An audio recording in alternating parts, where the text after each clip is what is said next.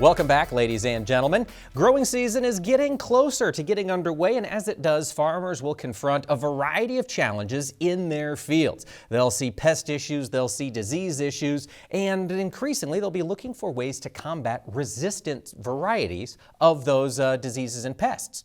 More farmers are finding out that a program approach can be a better method to keeping those fields clean. Joining me now to discuss it is Jason Gibson. He's a market development specialist with Corteva Agriscience. And Jason, thanks so much for talking with us this week. Yes, thank you for having me on today. When we think about a program approach, Jason, what all does that mean? What all are you talking about with growers? Yeah, the simplest way I can put a program approach into practical terms is thinking about building a house. You would utilize a blueprint as that foundational part to go get the correct lumber to construct the house that you're looking for, that you can envision. So one of the key components of that program approach or that blueprint is what we refer to as multiple effective sites of action or modes of action.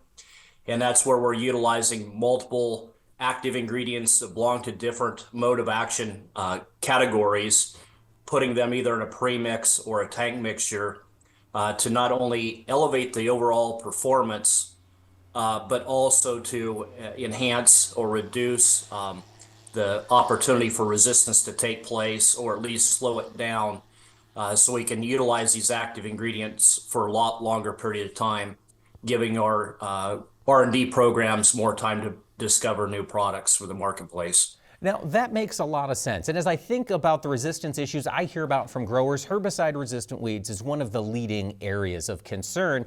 Jason, can you talk to us about how those different modes of action can help address some of the resistance concerns with herbicides?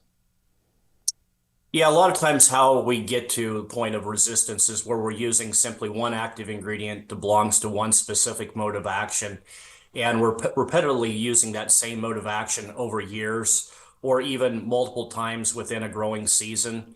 And so what we're really trying to do with premixes today or tank mix partners is combine multiple active ingredients within different sites of action. So for example, if one specific active ingredient from, let's say, group 27 isn't effective, maybe we can get it controlled with that group 4 site of action or mode of action that we have incorporated into that premix.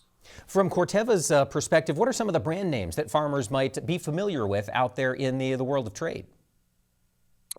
So a program approach, and particularly utilizing multiple effective modes of action, is probably the simplest to accomplish with our pre-herbicide products. And one of those key ones for us at Corteva for that corn acre is Resicor Rev Pre. We've also introduced a Cairo product for post applications in corn. Those two products have each 3 different modes of action.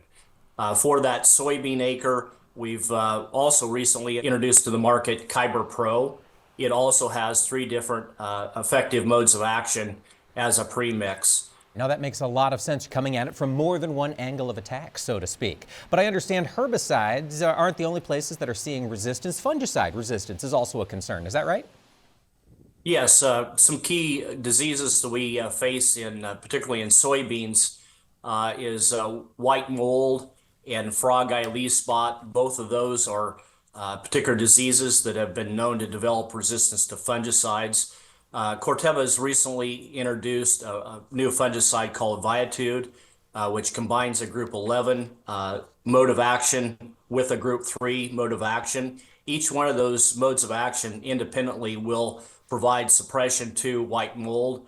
When we put those 2 products together, though, we elevate the overall performance, provide more consistency, and really help safeguard and protect those active ingredients for the ability to use them long-term instead of short-term, because we have the multiple mode of action approach.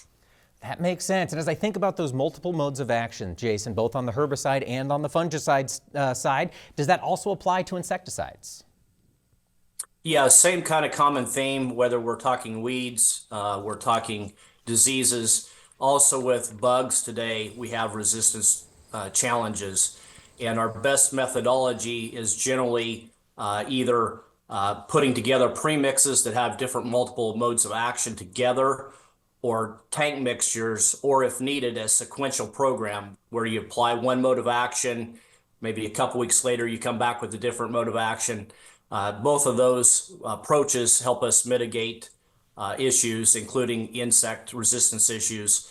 Some of the more common ones we face in the Midwest are corn rootworm. We're also seeing a little bit more concerns with western bean cutworm. But a couple of products that we use within Corteva that have that design and multiple mode of action are products like Intrepid Edge, which include a Group 5 mode of action, which actually Corteva discovered and developed, along with a Group 18 insecticide. And then Ridgeback that we use quite a bit in soybeans, which combines a Group 4C that's very effective on soybean aphids, along with a Group 3A that picks up some of our beetle insects that our Group 4C would not pick up. Covering it from all points of attack, that's what it is about. Jason Gibson, Market Development Specialist with Corteva Agriscience. Thank you so much for joining us this week. Thank you. Sure appreciate being on today.